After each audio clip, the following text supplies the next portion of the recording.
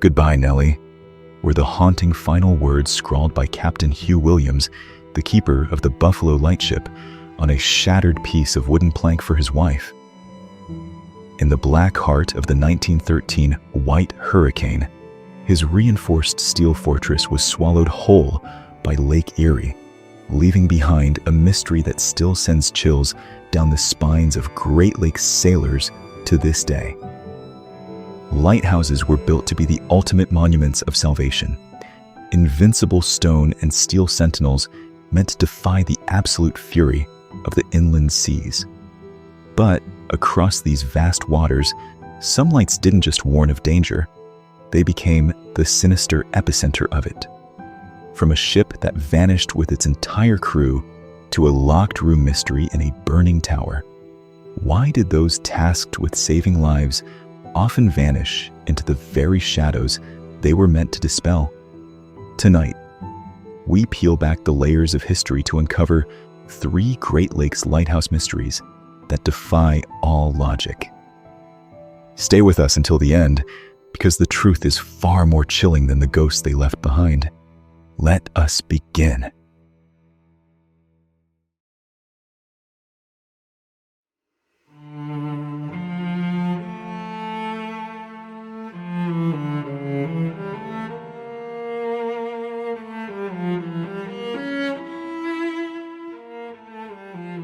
In the mid-19th century, the Great Lakes were not the recreational escapes we know today. They were the industrial arteries of a surging American empire, a watery superhighway where massive freighters laden with iron ore, coal, and grain fueled the nation's growth. In an era before the luxury of GPS radar or satellite imaging, mariners navigated by 2 things alone: their charts and their eyes. A single lighthouse beam was the only barrier separating a 1,000-ton vessel from a jagged limestone reef. The responsibility of the lighthouse keeper was absolute and unforgiving. From the precise moment of sunset until the first crack of dawn, that light had to burn. There were no excuses. A 5-minute lapse in focus or a wick left untrimmed didn't just mean a reprimand, it meant the catastrophic loss of ships, fortunes, and dozens of lives in the freezing surf. Yet, while the role carried immense prestige, the daily reality was a psychological war of attrition.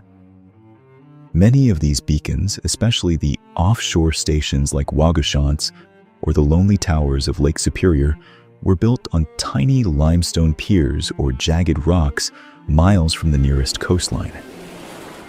Once the autumn gales arrived and the lakes began to freeze, these keepers were effectively exiled from the world. They lived in a vertical, claustrophobic existence of stone and iron, where the only sounds were the rhythmic thrum of the wind through the gallery railings and the relentless, concussive thud of waves against the foundation that could make the entire tower tremble. Historians have long documented a phenomenon known as lighthouse keeper's delirium, a psychological breakdown born from extreme sensory deprivation and the crushing weight of isolation. Imagine weeks of whiteout blizzards where you see nothing but a gray void, your only companion being the immense pressure to maintain a light that no one might even be able to see through the snow. It was in this vacuum of silence that the mind began to play tricks, and the boundary between duty and madness started to blur. This mental strain was compounded by the unique, sledgehammer-like fury of the Great Lakes themselves. To the uninitiated, a lake might seem safer than an ocean, but to a sailor, that assumption is a death sentence.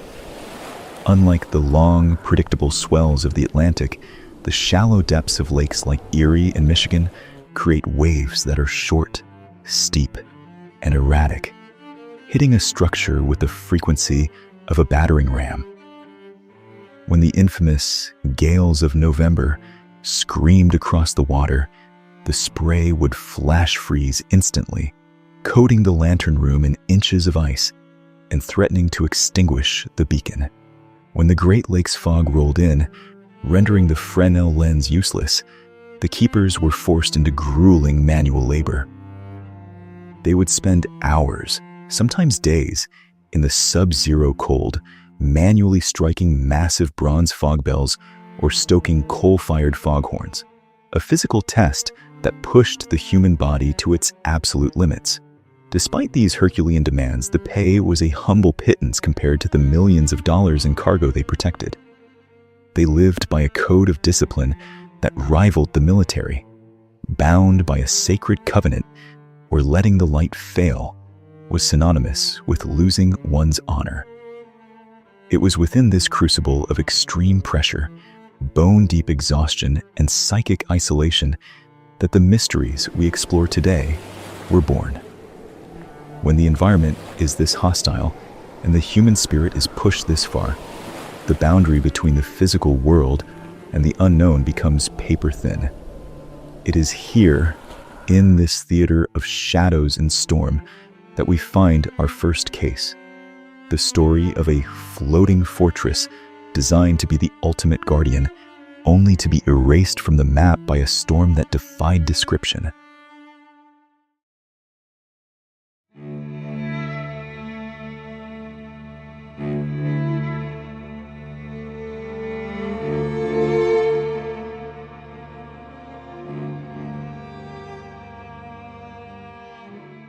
In the early 20th century, in areas where the lakebed was too unstable to support a stone foundation, or where the depth of the water made building a permanent brick tower logistically impossible, the United States Lighthouse Service deployed floating sentinels, lightships, as the final line of defense.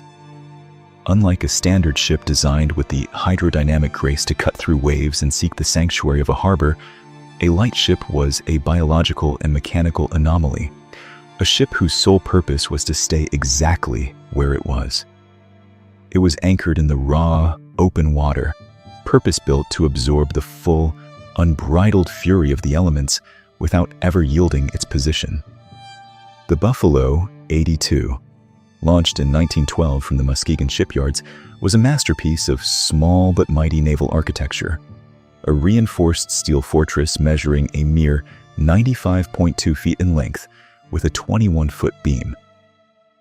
Despite its diminutive size, it was built like an armored tank of the sea, intended to withstand pressures that would crush a wooden freighter like a matchbox. Its hull was constructed of heavy-duty, riveted steel plates, and its bow featured a unique whaleback design, a rounded, sloping forecastle deck specifically shaped to shed thousands of tons of crashing water as quickly as possible. Powered by a modest 90-horsepower coal-fired engine, the Buffalo 82 did not need the vanity of speed. It needed the stubbornness of stability. This engine was barely enough to maneuver the ship against a current, as tugboats were typically required to haul these stationary beasts to their stations.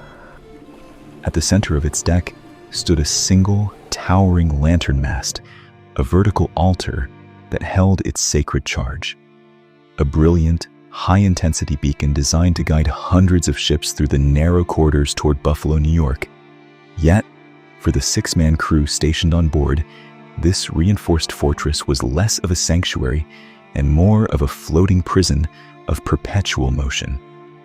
Life on a lightship was a relentless, soul-crushing battle against chronic seasickness that could break even the most hardened sailors.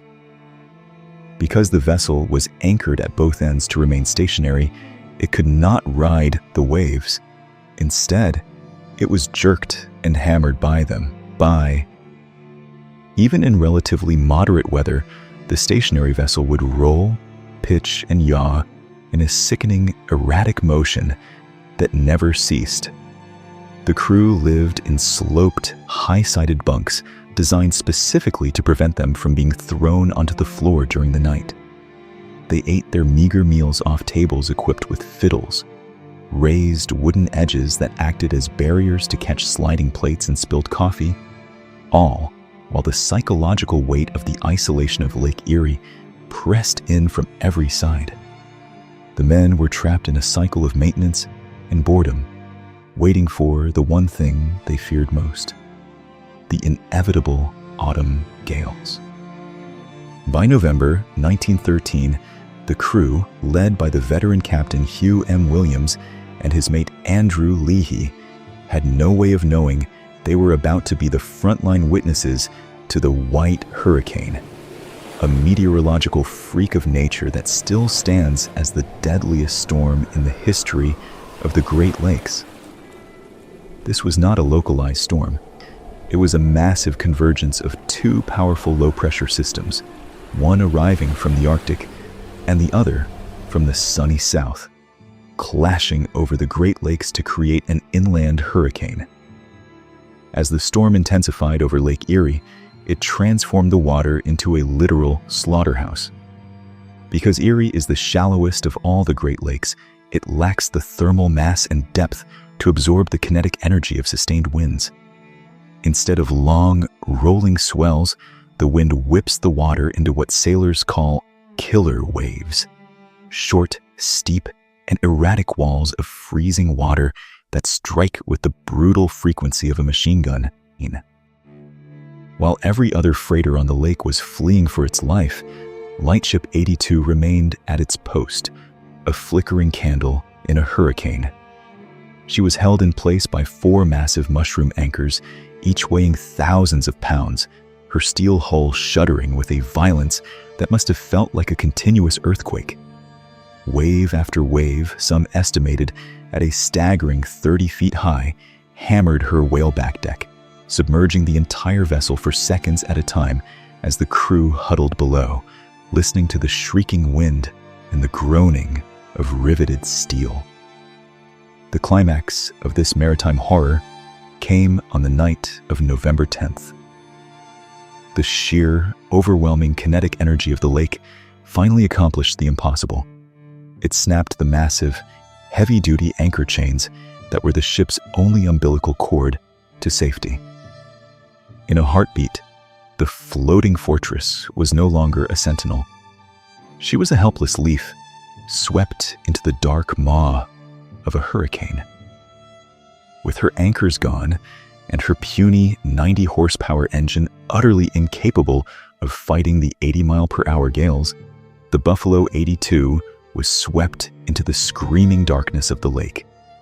It was during these final, harrowing moments, as the ship listed dangerously and water began to pour through smashed portholes, that Captain Williams realized the struggle was over. In a gesture that perfectly bridges the gap between cold professional duty and raw, agonizing human emotion, he took a pencil and scrawled a final message on a splintered interior door panel. He didn't record technical data or coordinates. He wrote a farewell. "Goodbye, Nellie. The ship is breaking up fast." It was a husband's final act of devotion, a message in a bottle sent into the freezing void of Lake Erie. When the storm finally broke on the morning of November 11th, the horizon was empty. The light that had guided so many was gone. In the days that followed, the grim reality began to surface as debris, shattered bits of wood, and a single life jacket bearing the ship's name washed ashore on the Canadian side of the lake, confirming the total loss.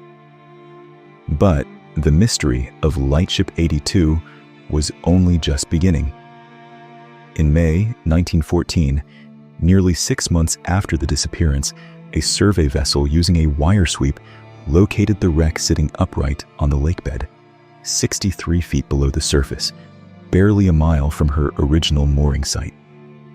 In 1915, in a Herculean salvage effort that captivated the region, the ship was finally raised from the abyss.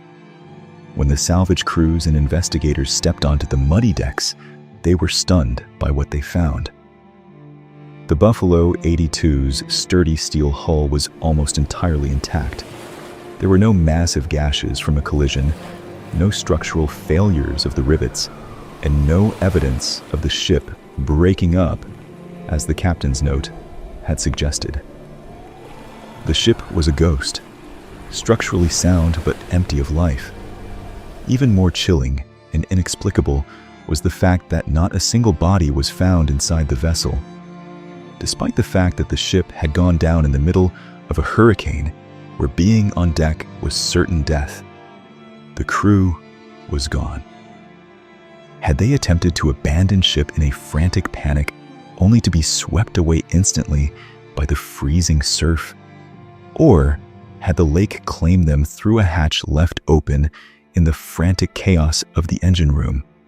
The intact nature of the hull suggests that the ship might have been swamped by a single monstrous rogue wave that forced enough water down the ventilators to sink her in minutes.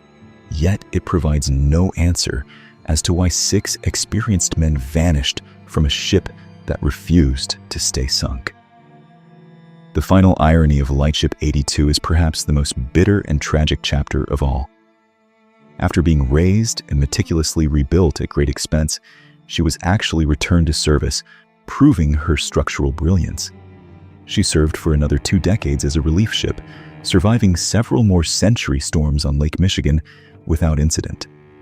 She had conquered the White Hurricane, survived a year on the bottom of the lake, and defied the abyss itself. Yet, her ultimate end came not from the majestic fury of the Great Lakes, but from the petty hand of man.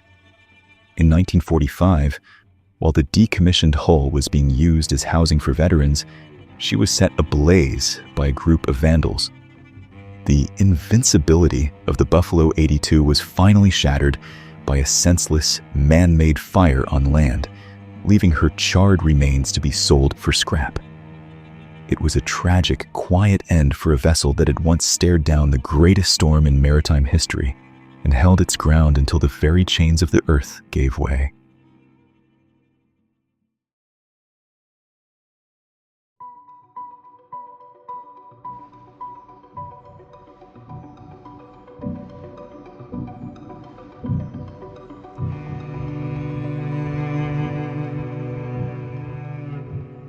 Leaving the churning, open-water graveyard of Lake Erie, our journey through the shadows of the Great Lakes moves toward the northwest tip of Lake Michigan, to a harbor that promised safety but delivered a mystery of a far more intimate and unsettling nature. This is the story of Sandpoint Light in Escanaba, Michigan, a beacon that stands as a monument not to a storm of nature, but to a storm of human intent. In the mid-19th century, the United States Lighthouse Service was an ironclad bastion of traditional masculinity. Women keepers were an extreme rarity, a statistical anomaly, making up less than 3% of the entire service nationwide. Mary Terry had originally arrived at this desolate station in 1867 alongside her husband, John Terry, who had been appointed the inaugural keeper of the newly constructed facility. However, destiny took a cruel turn when John succumbed to tuberculosis just weeks before the light was scheduled to be first lit. In an era where a widow was culturally expected to retreat into quiet mourning and domestic shadows, Mary Terry did the unthinkable. She fought the federal government to keep his job. Despite fierce bureaucratic opposition from officials who openly doubted a woman's physical stamina and mental fortitude to manage a massive fourth-order Fresnel lens through Michigan's brutal sub-zero winters, the town of Escanaba rallied behind her with fierce loyalty. Mary won her battle against the establishment, and for 18 years, she became a paragon of discipline. Her reputation for level-headedness, technical precision, and meticulous care of the light became legendary among mariners navigating the treacherous green waters of the North. The structure she guarded for nearly 2 decades was as unique and enigmatic as her own life story. Sandpoint Light featured a peculiar architectural anomaly that remains a point of intense fascination for maritime historians. Its red brick tower sat facing inland, turned away from the very water it was commissioned to warn ships about.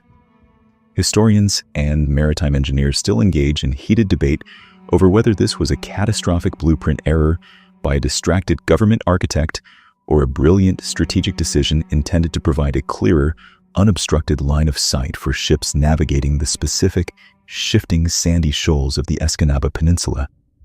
Regardless of the intent behind its design, for nearly 20 years, the land-facing light remained a constant, reliable pulse under Mary's unwavering watch.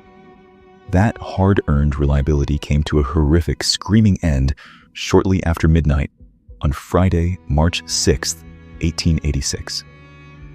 The town of Escanaba awoke not to the comforting, rhythmic red beacon of the lighthouse, but to a terrifying, sky-consuming orange glow on the horizon. Sandpoint Light was engulfed in a chemical-fed inferno so intense that it literally lit up the surrounding bay for miles. Rescuers and townspeople raced through the thick snow, desperately calling Mary's name into the roar of the flames, but the heat was an impenetrable wall.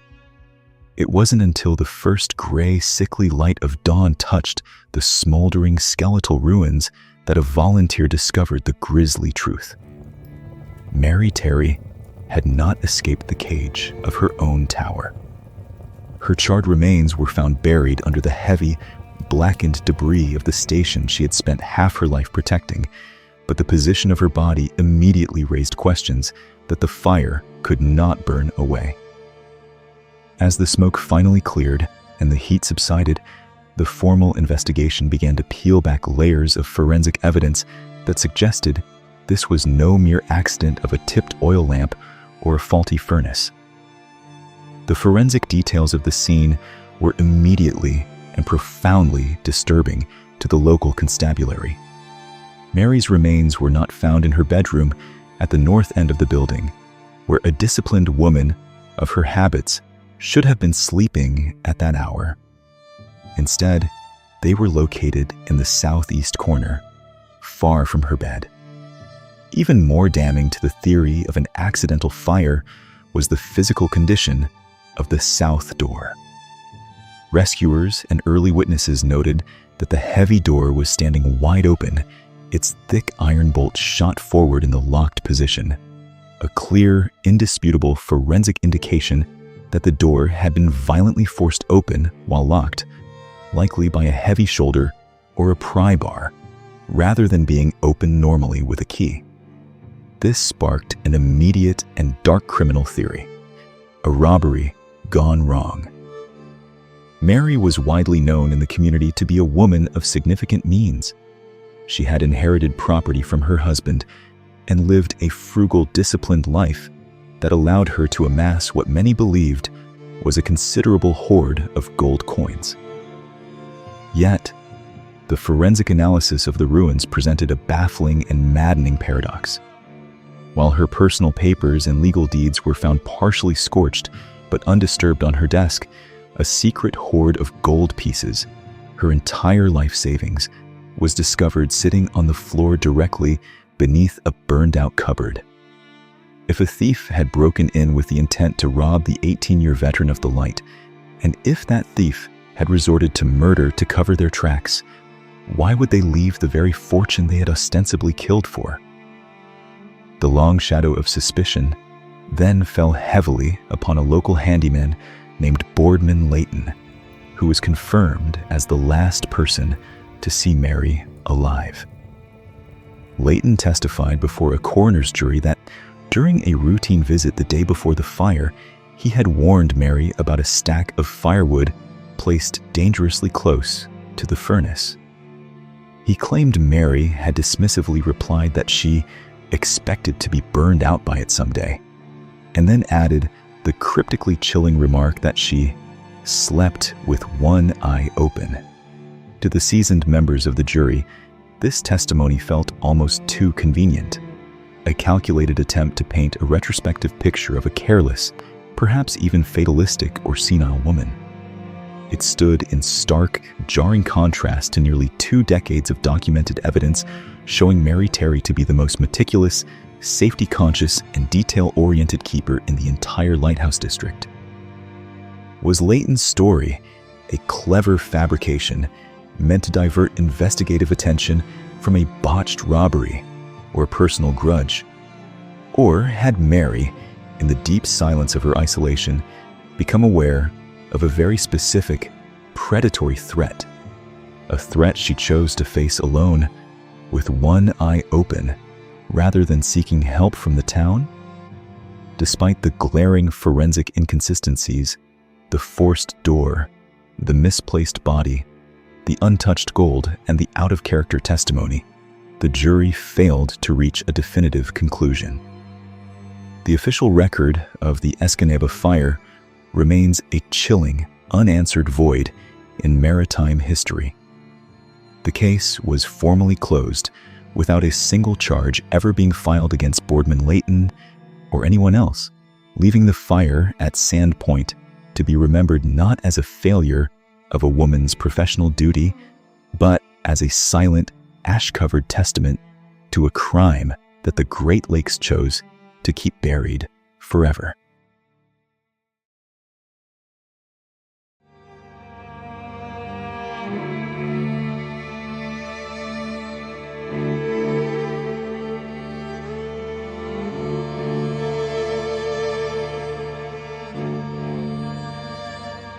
My dear friends, our journey into the profound mysteries of the Great Lakes concludes at the northern gateway of Lake Michigan, within the notoriously treacherous Straits of Mackinac. It is here that we find the skeletal, disintegrating remains of what was once the most formidable offshore maritime structure on the entire Great Lakes system. This is Waugoshance Light, a place that transitioned through the decades from a triumphant marvel of Victorian-era engineering to a rotting, ironclad fortress of the mad. To truly understand the haunting of Waugoshance and the psychic weight it imposed on its residents, we must first analyze the sheer, brutal grit and unprecedented technical ingenuity required to manifest such a structure in the middle of a raging lake. Constructed in 1851, Waugoshance was a pioneer of the cofferdam technique, a logistical nightmare for the period. Engineers and laborers had to drive a massive timber crib into the shifting, unstable sands of the reef, laboriously pump the water out of the interior, and lay massive limestone slabs in a dry, artificial pocket surrounded by a violent and unpredictable lake. It was the first project of its kind, a defiance of nature, but the lake refused to accept this intrusion quietly. By the 1880s, the unrelenting waves and shifting winter ice had so battered and eroded the original brick tower that the United States government was forced to take extreme measures. They encased the entire keeper's dwelling and the tower's base in thick, riveted cast iron boiler plating. This gave the lighthouse its distinctive, foreboding, and almost military appearance. A rusted, ironclad fortress rising out of the water, appearing more reminiscent of a Civil War-era ironclad battleship than a traditional beacon of hope or safety for passing mariners. However, the very iron skin that was designed to protect the physical integrity of the lighthouse from the crushing waves only served to trap the keepers within a suffocating sensory vacuum. Inside that ironclad shell, the isolation was not merely social, it was absolute and acoustic. This unique environment birthed a profound and terrifying psychological phenomenon known among maritime historians as cabin fever, or more specifically, the lighthouse keeper's delirium. The iron plating acted like a massive resonant chamber. Every groan of the encroaching ice, every vibration of the foundation, and every mournful howl of the wind was magnified tenfold, echoing relentlessly through the circular, claustrophobic halls. The psychological toll was devastating. The 1880s were particularly brutal years for the residents of the shoal. Keepers were occasionally joined by their wives, but the tower offered no comfort or domestic peace. In the summer of 1883, Clara Davenport, the wife of James Davenport, an assistant lighthouse keeper, arrived at the tower, hoping for a peaceful seasonal retreat, only to be gripped by a paralyzing, irrational dread within days of her arrival. She became convinced that the very walls of the iron fortress were whispering to her. She described hearing the disembodied cries of sailors who had perished on the jagged rocks below, a sound so pervasive and convincing that she eventually refused to be left alone in any room. She began following her husband up the spiral steel stairs to the lantern room for every shift, desperate just to stay within the immediate sound of a living human voice to drown out the spectral murmurs of the tower. For Clara, the iron fortress was no longer a shield against the elements. It was a resonant cage that vibrated with the perceived spirits of the dead, a metal echo chamber for the tragedies of the Straits. This same James Davenport would later become a legend of the lakes. During the catastrophic Peshtigo fire of 1871, when thick, choking smoke blanketed the entire region and reduced visibility to zero, Davenport reportedly stayed awake for 3 straight days and nights to ring the fog bell manually. To prevent himself from falling into a fatal sleep, he famously placed heavy pots and pans on his lap, so that the sudden clatter of them hitting the stone floor would jolt him awake the moment his muscles relaxed. In May 1886, headkeeper Thomas Marshall was returning to the light in a small boat when a sudden, violent squall snapped his towline. He was swallowed by the churn of the lake. His boat was found overturned days later, but Marshall's body was never recovered. But the most famous and deeply unsettling chapter of Waugoshance's long history began with the appointment of John Herman. Herman was a man defined by jarring contradictions. He was an admirable, highly competent keeper by day, but a notorious heavy drinker and a cruel, unpredictable prankster by night. The isolation of the Straits seemed to feed his darker impulses. On the night of October 14th, 1900, Herman returned to the lighthouse after a multi-day bender in town, still severely intoxicated and in a state of agitated malice. In a fit of drunken cruelty, he decided to play a final devastating prank on his assistant keeper. Herman forced the man into the lantern room at the top of the tower and locked the heavy door from the outside. The assistant hammered on the thick door, shouting for Herman to release him, only to hear the keeper's raucous, mocking laughter echoing up from the pier below. Then, suddenly, the laughter stopped. The silence that followed was absolute and terrifying. When the assistant finally managed to look over the gallery railing and down toward the pier, he saw Herman stumbling around the narrow limestone foundation. Herman turned a corner around the ironclad base, and then he simply vanished. He didn't fall into the water. He didn't shout for help. He was just gone. Despite an immediate and massive search conducted by the keepers of nearby McGulpin Point and local authorities, not a single trace of John Herman, not a hat, a boot, or a body, was ever found. It was as if the Iron Fortress had finally claimed its master. In the years following Herman's inexplicable disappearance, Waugoshance gained a dark, supernatural reputation that made it nearly impossible for the lighthouse service to find staff willing to stay there. Keepers reported chairs sliding across the floor on their own accord, silverware rattling violently in locked drawers, and most famously, the unmistakable sound of coal being shoveled into the furnace when the basement was confirmed to be empty.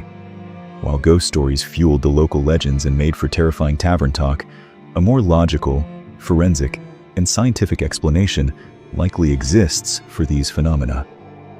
The massive iron boiler plating and the heavy steel spiral staircase were subject to extreme thermal expansion and contraction as temperatures fluctuated.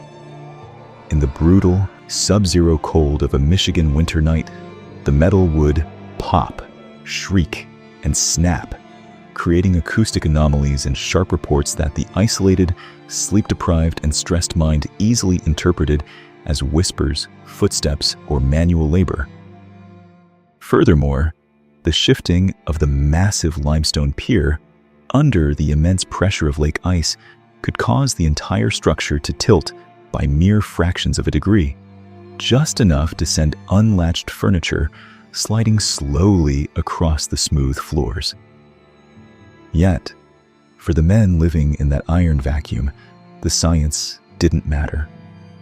The energy of the place had turned irrevocably dark, and the haunting was a lived reality that transcended logical explanation.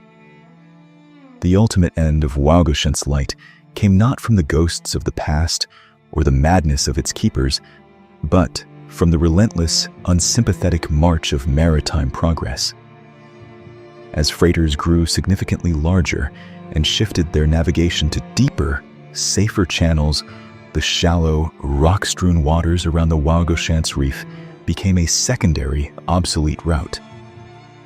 In 1910, the massive White Shoal Light was commissioned, a 125-foot striped giant that utilized the latest technology to render the aging, haunted iron fortress completely unnecessary. In 1912, the lamp at Waugoshance was extinguished for the last time. Left to rot in the punishing waves of Lake Michigan, the tower became a ghost of itself, a hollow shell of iron and brick. During World War II, its isolation served a new, violent purpose. It was used as target practice for Navy fighter pilots practicing dive-bombing runs, further scarring and denting its already battered iron skin. Today, Waugoshance stands as a disintegrating, skeletal ruin, a disquieting glimpse into a maritime past where the line between the physical world and the watery abyss was blurred by iron, absolute isolation, and the creeping madness of the inland seas. It remains a silent testament to the fact that sometimes the most enduring ghosts are the ones we build for ourselves out of steel and solitude.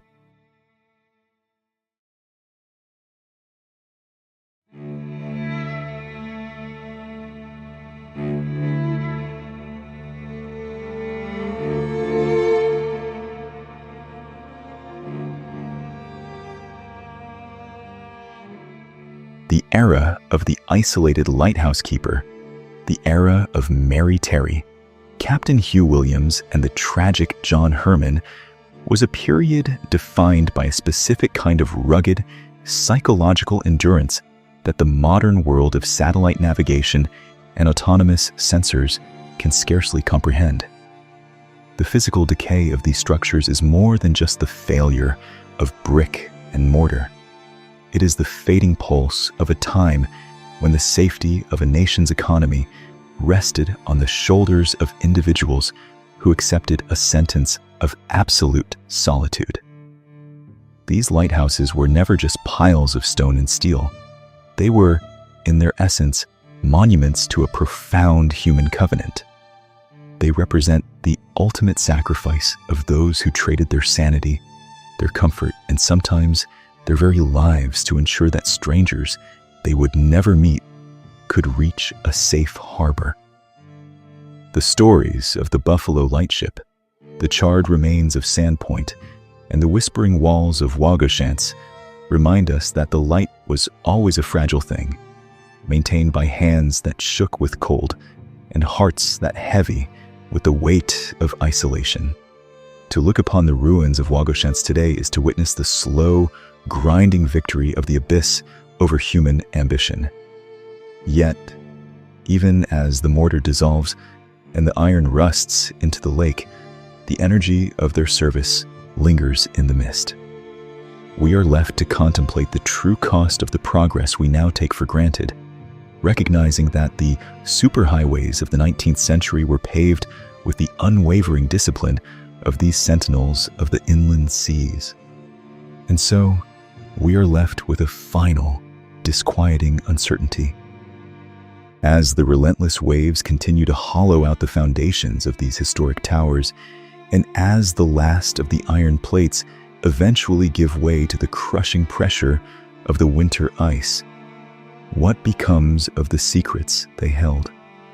When the final bricks of Waugoshance inevitably tumble into the depths of Lake Michigan, will the mysteries of John Herman's disappearance or Mary Terry's final watchful night finally dissolve into the water? Or will these enigmas continue to drift like phantom signals across the vast, dark expanses of the Great Lakes, forever haunting the sailors who still navigate these treacherous waters? Perhaps the light never truly goes out. It simply retreats into the shadows, waiting for the next storm to remind us of the souls who once stood watch. Finally, before we conclude today's message, thank you for standing watch with me through these shadows of history. If you have a personal story, a family legend of a Great Lakes tragedy, or a haunting encounter at a lighthouse, please share it in the comments. Your voice keeps their light burning. If this journey moved you, a like and share helps us honor these lost souls. Subscribe to join our next expedition into the deep. Until we meet again in our next documentary, keep your eyes on the horizon. See you in the next video.